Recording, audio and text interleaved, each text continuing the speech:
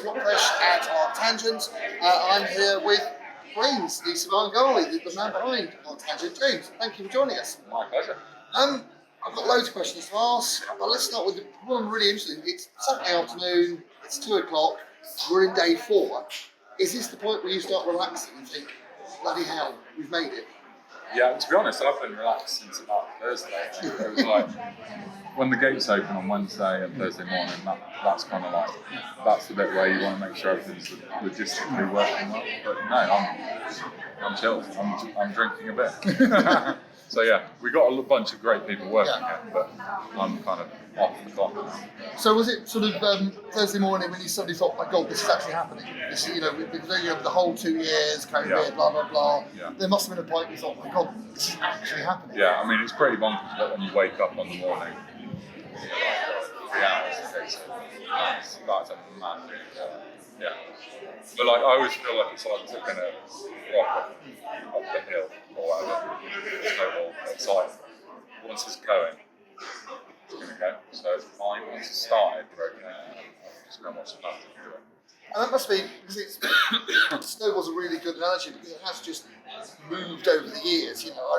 This is my first time that I've seen stuff and it's moved from being a small little thing to the Goliath it is now. There must be sometimes you look back and think, bloody hell, I created this.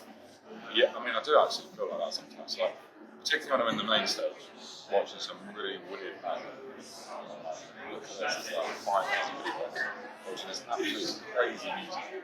And yeah, we did that. I mean, we didn't do that, actually, the bands did it, but without the bands, none of us did without the bands. But yeah, it was great. I really like that feeling of like, Arctangent is quite unique, I think, in the rest of the world. It's not just like another indie rock. There's a lot of them there. It's got a unique space in the rock scene. And that was sort of one of the things I was quite interested about. So this is my first time here, and in fact, we're in a working bloody farm. The sheep, the farm dogs are walking about. There's sheep over there. There's a herd of sheep over there. I'm impressive on that. How did you find this place? I mean, we contracted our head of the farm. Hundreds of people. And we try to sit on farms and there's a few of them. This place, they've had festivals here before. They used to have a thing called the Big Green Gathering. Yeah. So they're used to it. Because it's quite a mad thing for a farmer to think about it. Yeah. This is their home, and there's 10,000 people here, and they're all camping. Yeah. And they're weaning in the hedge and whatever else people are doing at the festival. So you have to be quite chilled. I'm not sure I'd want it in my backyard. Luckily we've got a really nice audience. Yeah. They're pretty well behaved. So did you know this was the place when you came here? Was there a bit of the made you think, this is it, this is where I want to do it? Yeah, well, there's a load of really boring considerations into why you have a festival site, and like hard, solid roads and access to water and things like that. And like lack of neighbours, they're the things you think about. So yeah, we knew it was quite a suitable sign. And I think about the uniqueness. The other side is about the bands and stuff. This year's bill is absolutely fantastic. And what's been really interesting is it's attracted quite an interesting audience. You can tell there are quite a lot of Opus Day ticketers here today. There's me in my t-shirt, and you can see there's quite a lot of us alive and something. Yeah. Is there a sort of consideration when you think about, okay, these bands are going to attract these people, and these bands are going to attract these people? Yeah, I mean, I think at a festival you're always trying to attract, like, because I also booked for 2003, and you try and attract pockets of people. So you want to have a few bands that are similar, that someone probably not going to go to festival for one band, although Opeth might be an exception.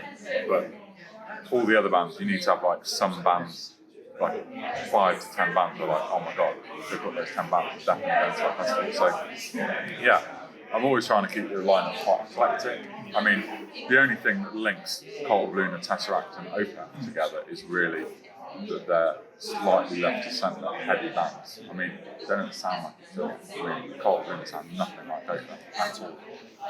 But I'm personally, both of those bands are probably in my top 20 favourite bands of all time, right? So they're both like left field, progressive, I don't know, weird, whatever. Yeah. And I think that's the interesting thing about it, because filming was sort of talking about almost what would fit in here. And I think the interesting thing for me is almost how far left do you go into the indie stuff and how far right do you go into? So I know, you made no secrets about the fact that you're after Mogwai, and I'm a huge Mogwai fan. For me, Mogwai are metal for people who don't like metal. It's almost how far would you go that way, towards that more indie side? Oh, I don't say because there's a bunch of bands out there at the moment, like Black Country New Road and Black Midi and stuff like that.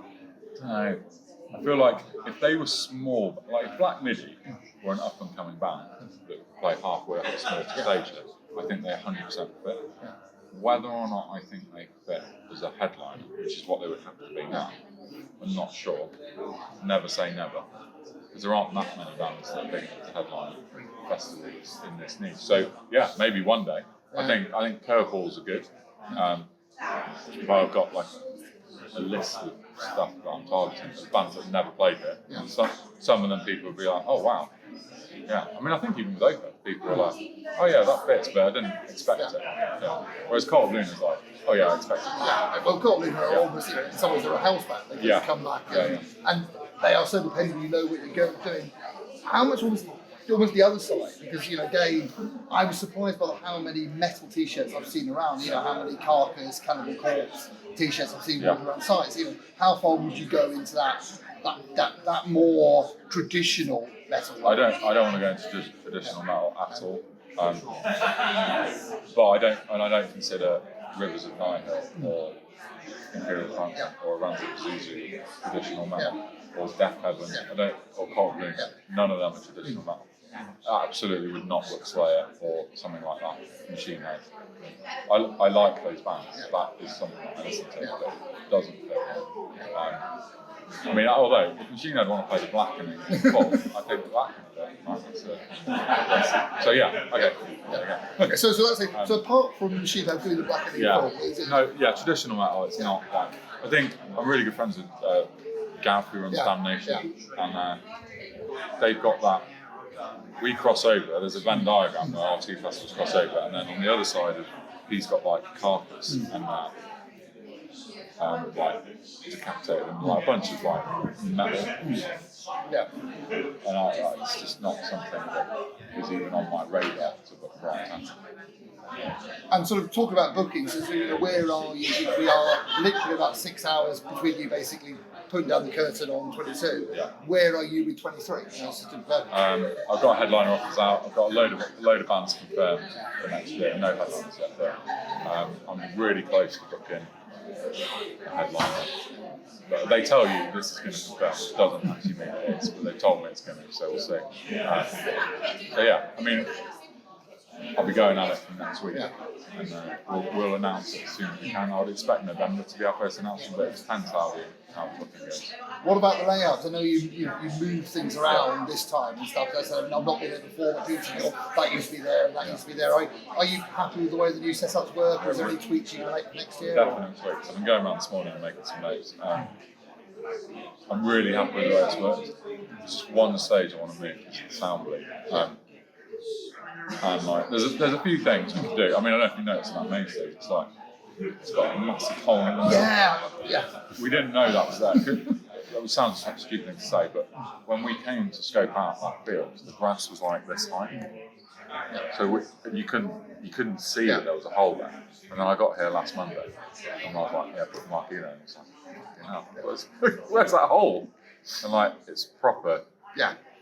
I've seen a couple of pits in that hole. It's quite interesting. It's almost like a little. You go down. Suck people in. Yes. But yeah, that we can. I mean, I think we'll probably just fill it in. Yeah. I need to speak to the farmer about that. It's also it's on quite an interesting little slope. That main stage. Yeah, and that's quite hard. I mean, it's quite hard to get around that. You'd have to shift the tent a lot. Yeah. I think it might be doable. We'll see. But yeah. It's also quite hard when the tent is that big to stand in the field when there's nothing there and work out exactly where you want to put it, because it's so big. It's like 60 metres long, so you're putting stakes in 60 metres apart and you can't even see them. I know you said you've got a team around you, so how much do you get involved? It's really interesting to hear you almost talk about that intricacy. How much do you get down into almost like, right, that's where I want the fish and chip shop, that's where I want this, that's where I want that? Me and Simon do most of the site planning. Yeah, I'm all over it. And with it being a new layout, we've done about 70 million versions of it.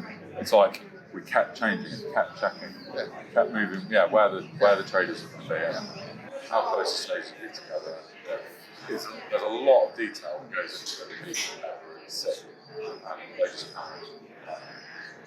and there's also all the backstage stuff that the crowd don't see as well, like the kind of logistics of getting fans to the stages and all that. So on that, how much? I know you have got bigger this year. How much bigger do you have in your head a 5-year plan of in 2027 we'll be this big, or is it just year on year? Yeah, no plans. I would never plan for either of our festivals. We're looking to see where the market is and what feels right. Like what feels right to me next year is to keep our the same site plan, sell the same number of tickets. Don't get greedy. Don't ruin the festival by getting too big. Work out what things people would like us to change and try and make the festival better. And the idea is that the festival should always be better than the last one. It's hard to do. You always make mistakes. You seem to have what really interesting with lockdown is you've got a very clear, sort of fan base. And actually, your mantra has grown. What probably a lot of festivals was lost momentum. Actually, you gained yours. I don't know whether that was the fan base or what that was, but you came out and it's actually probably higher up than you were when we went into it. Yeah, I mean that's great. It's true. I think because there's nothing like this. Like you see open, you can't see all of these bands in the same place other than here. There's a few indoor festivals, but if you actually want the outdoor festival experience, this is the place. There's also a feel to it, and I found myself describing it as basically a festival of measurement degrees. It's almost this slight. So I was on the bus the way in, I'm used to the Bloodstock bus, which is the blinker bus, and on the bus the way here, I'm like, what are you doing? What's your rate? What's your PhD? And it's a slightly sleeper, that's the best way of describing it. If you like metal, but you like your metal, which isn't about basically sort of body parts and throwing up, this is the place to go. It's a different. And metal is my that's where I came from. I get all that. I'm a big Iron Maiden fan. I'm into all that stuff. Big Slayer. This is definitely something